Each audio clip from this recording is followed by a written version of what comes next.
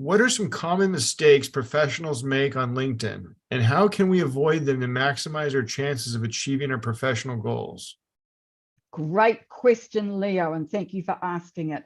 The major mistake that people make is not sending those personalized connection invites when they're really starting out and trying to develop their network. That is the main thing that people do.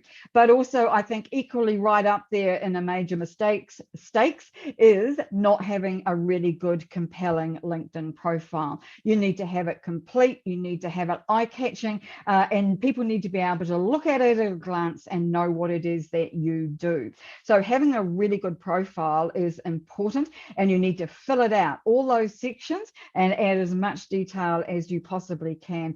Don't write it like a CV, and don't write it like it's in the third person. Talk about me and I rather than Bob. Bob does this and Bob did that, right? You want to make it personal and personable so that people will actually read it. So I think that if you do those two things, then you will be well ahead of a lot of people, definitely. All right, so let's focus on making that strong profile and definitely reaching out meaningful connections. Definitely. Those two things are a really good start. Those are the two major mistakes I see most often.